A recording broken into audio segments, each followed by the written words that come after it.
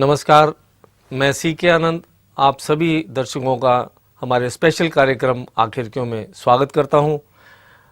आपसे मिलाने के लिए हमारे पास स्टूडियो में है संजय चोपड़ा जी, जो ज्योतिष, लाल किताब एवं वास्तु के माहिर हैं। तो जानते हैं संजय चोपड़ा जी से। संजय चोपड़ा जी, आप बताइए। नमस्कार, सभी दर्शकों को मेरा नमस्कार। तो दोस्तों, हम आपको जन्म कुंडली के 12 घरों के अंदर स्थित 9 ग्रहों के बारे में कुछ रोशनी डालेंगे। ये कोशिश करेंगे कि चीज़ आपको समझ आए। आमतौर पर लोग ये कहते हैं कि इस कुंडली को ग्रहण है, इस कुंडली के अंदर पितृ दोष है जी या इस कुंडली के अंदर चंद्र ग्रहण है, इस कुंडली के अंदर सूरज ग्रहण है। जी तो दोस्तों, एक बड़ा स्पष्ट लाल किताब के मुताबिक एक मुहावरा है, राहु आया तख्त पर, तख्त थर्राने लगा। कुंडली के अंदर कौन सा तख्त है, जीवन के अंदर कौन सा तख्त है जी जो कि किसी वक्त इंसान को मुश्किल में डालता है। जी तख्त पहले घर को कहा गया।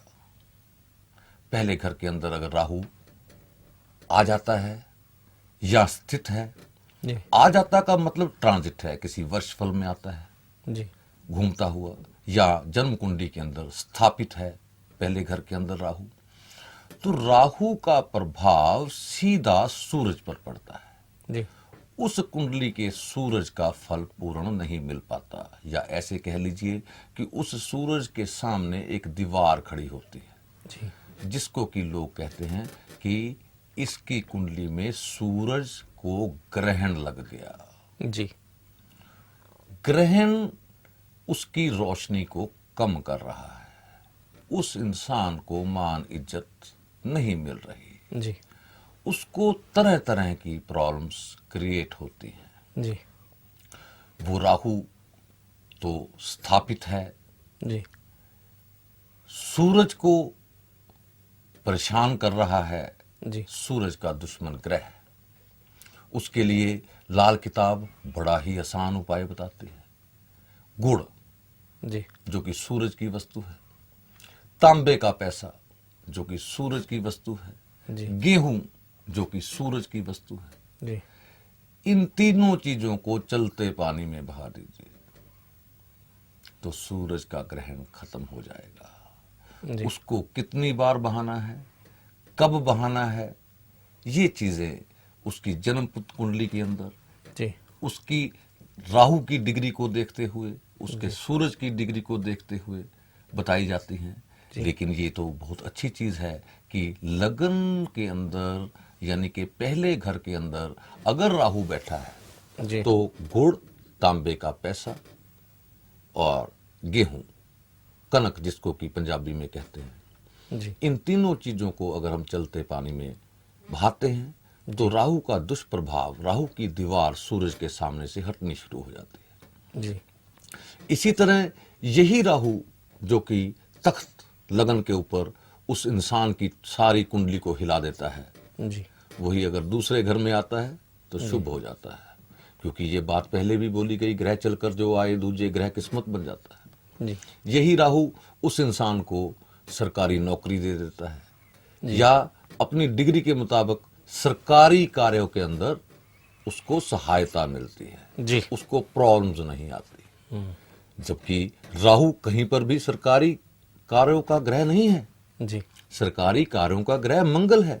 जी। लेकिन जैसे ही राहु दूसरे घर में प्रवेश करता है जी तो उस आदमी की जो समस्याएं हैं, जो सरकारी नौकरी की समस्याएं हैं, वो कम होती जाती है। जी इसी तरह शनि जब दूसरे घर में प्रवेश करता है या दूसरे घर में होता है तो लाल किताब ये कहती है शनि मकाना जी वास्तु के ऊपर तब्दील हो जाती है। लाल किताब जी शनि मकाना का मतलब शनि खाना नंबर 2 जो इंसान है वो मकान जैसा बनता है वैसा बनने दे, शुभ फल ही होगा। जी उस इंसान का घर वास्तु दोष से रहित हो जाता है।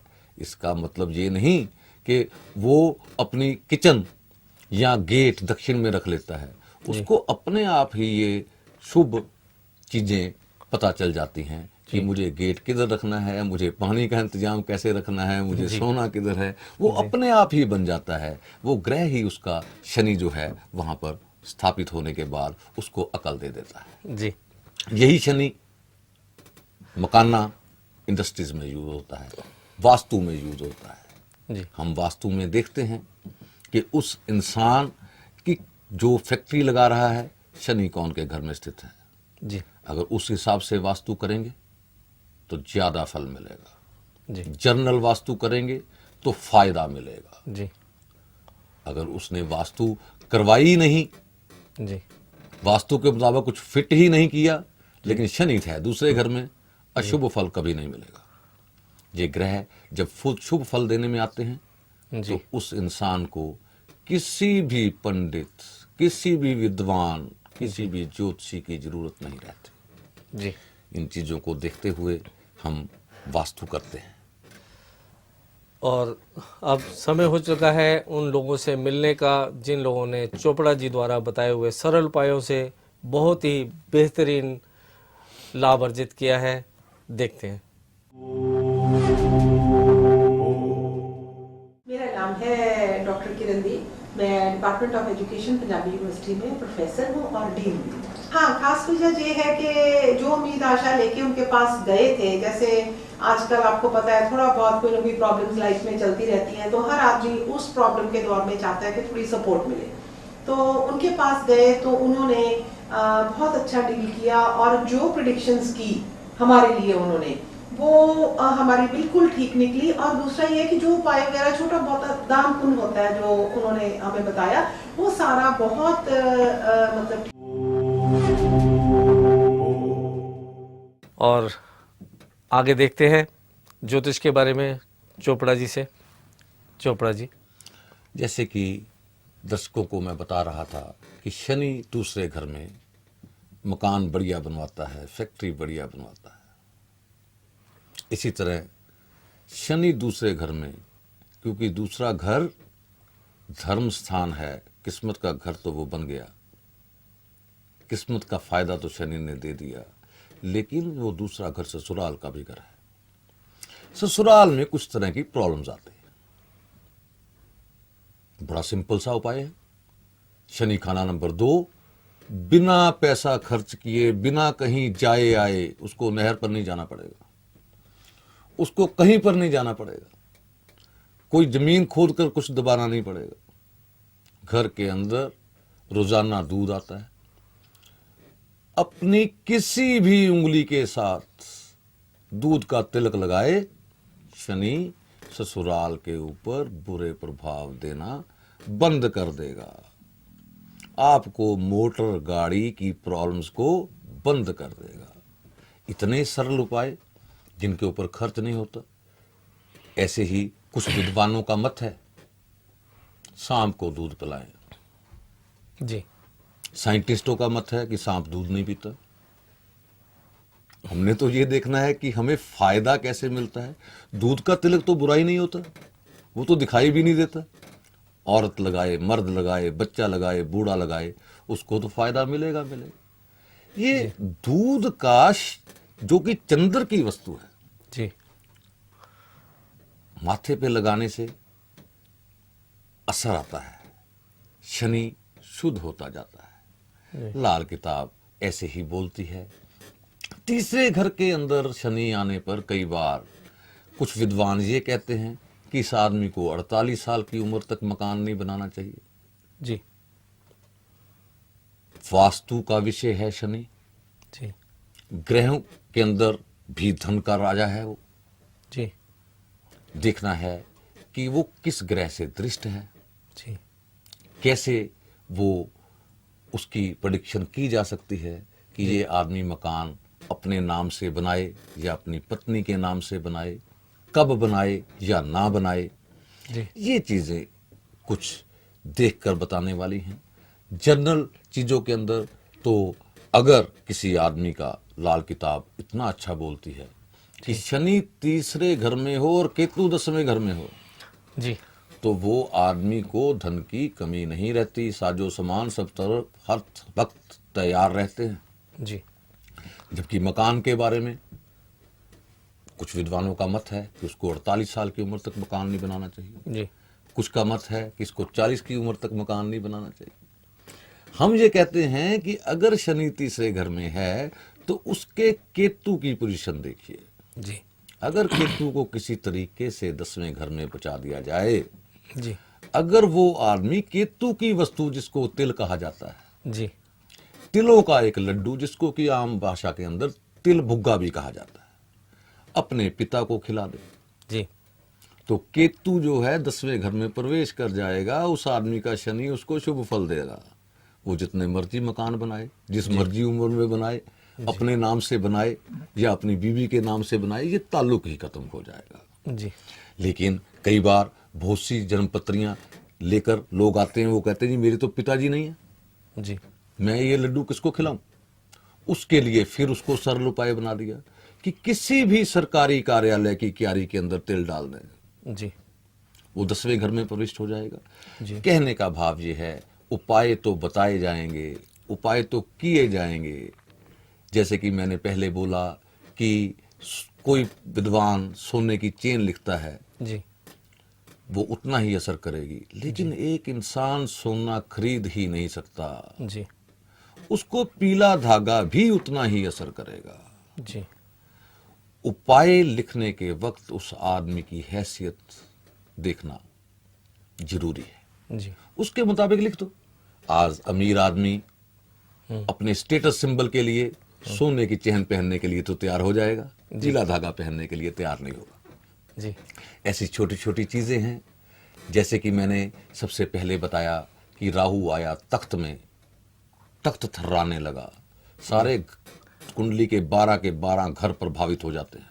ऐसा भूचाल आता है और आम तौर के अंदर देखा गया जो कि 90% लोगों की कुंडली के अंदर राहु लगन में है, वो ऐसी तरह आती हैं कि राहु लगन में जिस कुंडली में भी आता है 90% लोग आंधी तूफान वर्षा के वक्त में पैदा होते हैं। अंदर हॉस्पिटल में उसका जन्म हो रहा होता है और बाहर आंधी तूफान चल रहा होता है। जी ये कुदरती चीजें हैं, ये भगवान की देन है।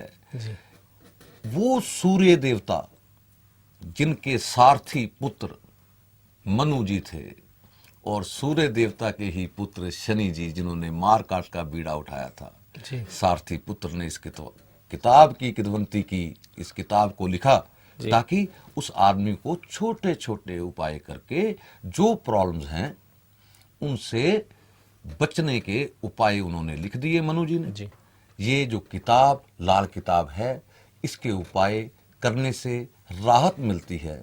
आप देख चुके हैं हमारे पिछले एपिसोड्स के अंदर हमारे कुछ पुराने क्लाइंट्स ने अपने इंटरव्यूज दिए। जी और अब समय हो चला है टिप ऑफ द डे जानने का। चोपड़ा जी, हमारे दर्शकों को बताइए क्या है आज का टिप ऑफ द डे।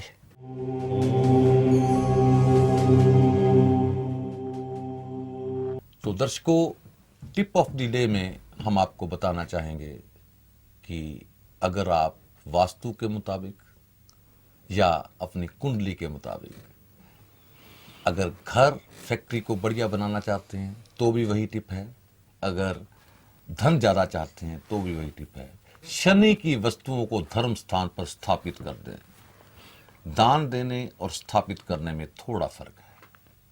आप दान देते हैं वो भी उसका असर आएगा, लेकिन अगर आप लोहा किसी मंदिर की छत में डलवा दें तो ये ज्यादा बढ़िया रहेगा।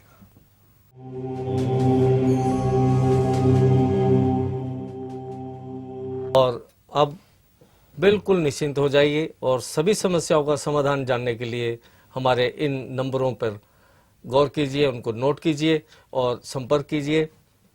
और मुझे यानी कि सी के आनंद को इजाज़त दीजिए। नमस्कार। नमस्कार।